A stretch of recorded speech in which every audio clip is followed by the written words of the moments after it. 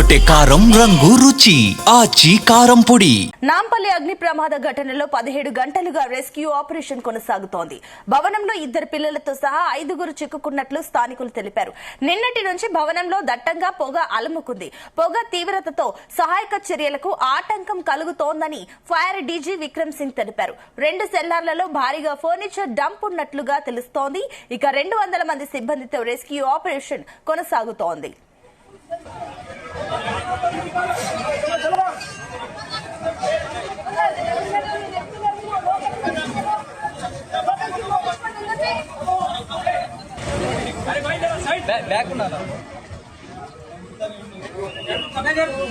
అన్నా జర మీరు సైడ్ ఇవ్వండి, వాళ్ళు పైకి వస్తుండ్రు పని మీద. అన్నా అన్నా అన్నా రండి.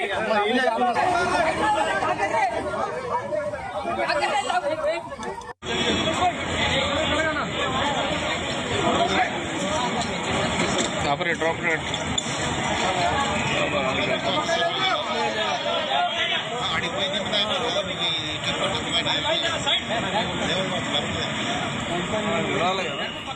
ఇక నాంపల్లి అగ్ని ప్రమాద ఘటనలో 17 గంటలుగా రెస్క్యూ ఆపరేషన్ కొనసాగుతోంది. ఈ భవనంలో 2 పిల్లలతో సహా 5గురు చిక్కుకున్నట్లు స్థానికులు తెలిపారు. ఇదే అంశానికి సంబంధించి మరిన్ని డీటెయిల్స్ మా క్రైమ్ బ్యూరో చీఫ్ రవితేజ అందిస్తారు. రవితేజ, నాంపల్లి బచ్చా ఫర్నిచర్ ఘటనలో ఇంకా దాంట్లో చిక్కుకున్నటువంటి వారి ఆచూకీ ఇప్పటి వరకు లభ్యం కాలేదు. సుమారు 17 గంటల పాటు అగ్నిమాపక అధికారులు, రెవెన్యూ, మున్సిపల్, మిగతా రెస్క్యూ సిబ్బంది, స్థానికంగా ఉన్నటువంటి జిహెచ్ఎంసీ అధికారులు, పోలీసులు, ట్రాఫిక్ పోలీసులు అందరూ వివిధ బృందాలుగా వీడిపోయి 17 గంటలుగా ఈ కుటుంబం ఎక్కడ చిక్కుకుంది, ప్రస్తుత పరిస్థితి ఎలా ఉంది, ఎలాగైనా వాళ్ళని క్షేమంగా రక్షించేందుకు ఈ రెస్క్యూ ఆపరేషన్స్ 17 గంటలుగా సాగుతోంది. ఇప్పటి వరకు ఎలాంటి ఆచూకీ అయితే లభ్యం కాలేదు.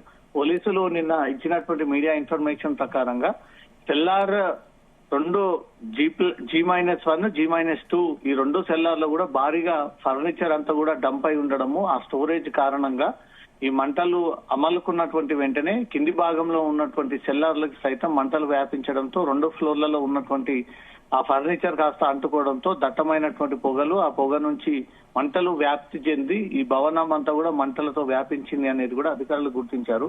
17 గంటలుగా ఇక్కడ ఉన్నటువంటి ఆ చిన్నారులని, ఆ కుటుంబ పెద్దలని, ఆ కుటుంబీకులందరినీ కూడా డ్రోన్ కెమెరా సహాయంతో ముందుగా ప్రయత్నం చేశారు. ఆ తర్వాత రోబోటిక్ కెమెరాని కూడా పంపించి రోబోటిక్ కెమెరాతో కూడా ప్రయత్నం చేశారు. ఫైర్ అధికారులు పై అంతస్తులోకి ఫైర్ ల్యాడర్ ని కూడా తీసుకెళ్లి అద్దాలు బ్రేక్ చేసి లోపలికెళ్లి ప్రయత్నం చేశారు.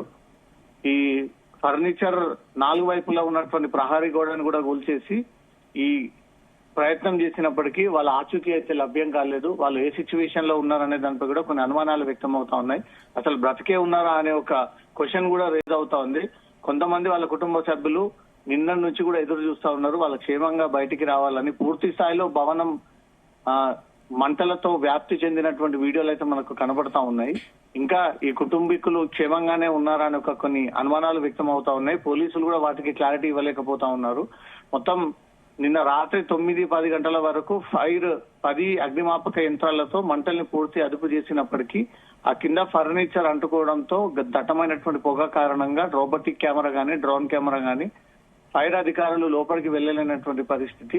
దీంట్లో సెక్యూరిటీ కుటుంబం ఉందంటూ ఒకరు, యజమానుల కుటుంబం ఉందంటూ ఒకరు, ఇంకొంత కన్ఫ్యూజన్ ఏర్పడతా ఉంది. కాబట్టి ఎవరేమైనా వారి కూడా ప్రాణాలే కాబట్టి వారిని రక్షించేటువంటి ప్రయత్నంలో భాగంగా 17 గంటలుగా ఈ ఆపరేషన్ సాగుతోంది. సునీత, అయితే రవితేజ, ఇప్పటి వరకు ఎవరినైనా కనీసం బయటికి తీసుకొచ్చే ప్రయత్నం చేస్తారా? ఇంకెంత టైం పడుతుంది అంటున్నారు? లోపల ఉన్న వారి పరిస్థితి ఏంటి?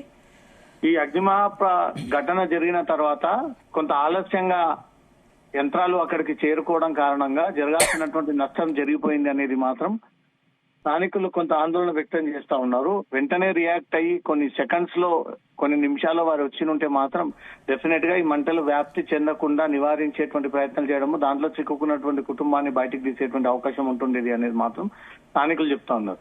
ఈ చిరాగ్ గల్లీ అనేది హ్యాబిట్స్ వైపు ఇటు నాంపల్లి వైపు నుమాయిష్ ఎగ్జిబిషన్ కి అత్యంత దగ్గర సమీపంలో ఉన్నటువంటి రోడ్ కాబట్టి చాలా ఇరుకైనటువంటి ప్రదేశము. కనీసం సెట్ బ్యాక్ లేకుండా ఈ ఫర్నిచర్ దుకాణాన్ని నడుపుతా ఉన్నారంటూ కూడా గతంలోనే కోర్టు ఆ బిల్డింగ్ ఖాళీ చేయాలని సూచించినప్పటికీ ఆ కోర్టు నియమ నిబంధనలు పాటించకుండా ఇల్లీగల్ గా ఈ ఫర్నిచర్ దుకాణాన్ని నడుపుతా ఉన్నారు. దీనిపైన ఫర్దర్ గా కోర్టు రియాక్ట్ అయ్యేటువంటి ఛాన్స్ కూడా ఉంది.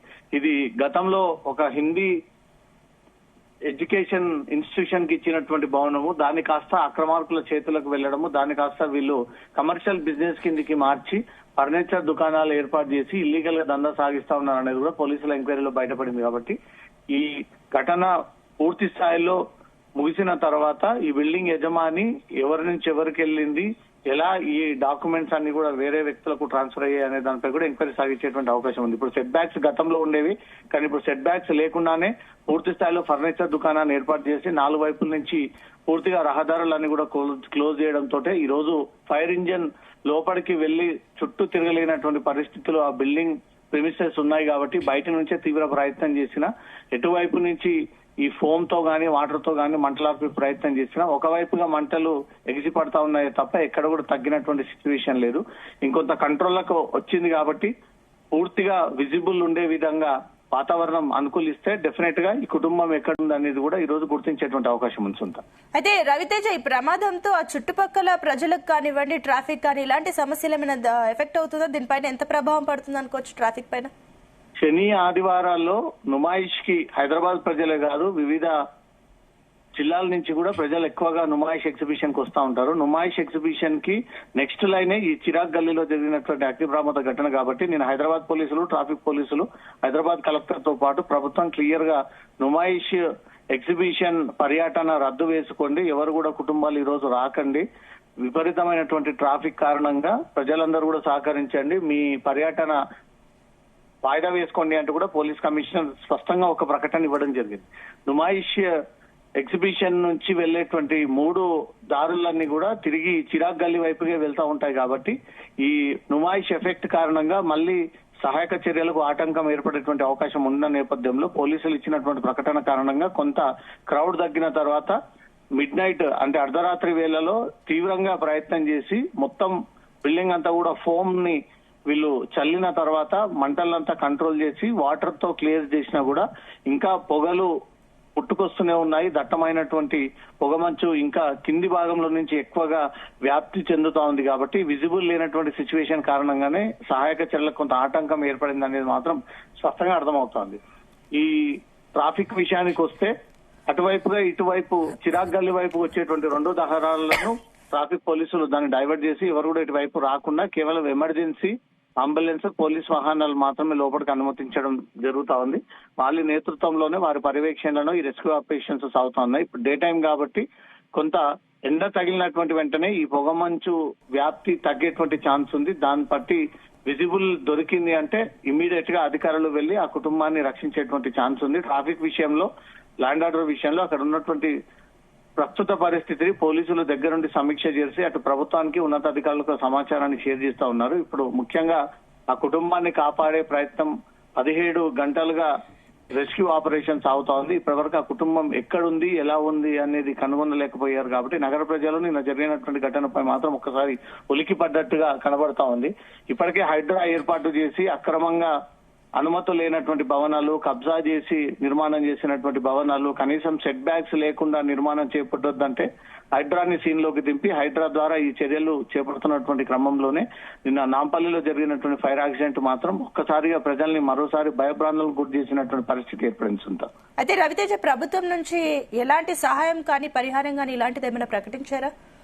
ఇంకా దాంట్లో ఉన్నటువంటి కుటుంబం నష్టపోయారా, గాయాల పాలయ్యారా, సురక్షితంగా ఉన్నారా, అన్కాన్షియస్ అయ్యారా, ఆసుపత్రి పాలయ్యారా అనే ఒక విషయాలు ఇప్పటి వరకు అధికారులు ప్రభుత్వానికి తెలియజేయలేదు. కాబట్టి అసలు ఆ కుటుంబం ఎలా ఉంది, ఎక్కడ ఉంది అనేది ఇప్పటి వరకు ఐడెంటిఫై కాలేదు. కాబట్టి ప్రభుత్వం ఉన్నటువంటి సోర్స్ అంతా కూడా ఉపయోగించి disaster team, rescue force, fire tenders, local police తో పాటు ఇంకొంతమంది బలగాలను కూడా ఉపయోగించుకొని ఎవరైతే ఈ ఫైర్ అగ్ని ప్రమాద ఘటనా స్థలంలో ధైర్యం చేసి ముందుకు వెళ్లి కుటుంబాలను కాపాడినటువంటి టీమ్స్ అందరు కూడా టీంలోకి దింపి వాళ్ళతో తీవ్ర ప్రయత్నాలు చేస్తా ఉన్నారు. బిల్డింగ్ 4 వైపుల నుంచి కూడా ఈ దట్టమైనటువంటి పొగ ఉండడం కారణంగా లోపలికి వెళ్తే ఊపిరాడక తిరిగి రెస్క్యూ ఆపరేషన్ సిబ్బంది కూడా ఇబ్బంది అయ్యేటువంటి ఛాన్స్ ఉంది కాబట్టి ఎవరు కూడా ధైర్యం చేసి ముందుకు వెళ్ళలేనటువంటి స్థితి అక్కడ ఏర్పడి ఉంది కాబట్టి కొంచెం ఈ రోజు పొగమంచు వ్యాప్తి తగ్గినట్టయితే అధికారులు వారికి ఉన్నటువంటి టెక్నాలజీ పరంగా లేకపోతే ఫైర్ ట్రెండర్స్ ఈ ల్యాడర్ పరంగా గానీ డ్రోన్ కెమెరా ద్వారా గానీ వెళ్లి ముందుగా ఈ లొకేషన్ లో ఉన్నారు వీళ్ళు అని గుర్తిస్తే మాత్రం డెఫినెట్ గా వారిని రెస్క్యూ చేసేటువంటి అవకాశం కనబడుతోంది. ఇప్పటివరకే ప్రభుత్వం అన్ని వైపుల నుంచి కూడా దీనిపై సమీక్ష సమావేశాలు నిర్వహించి అధికారులంతా కూడా సీన్ లోకి పంపి దాని ద్వారా ఈ ఆపరేషన్స్ సాగిస్తా ఉన్నారు. ఈ రోజు ఆ కుటుంబాన్ని గుర్తించి బయటికి తీసేటువంటి అవకాశం ఉంది. Right, thank you Raviteja. పని మీద అన్న పోనీ ఇంకా పోనీ.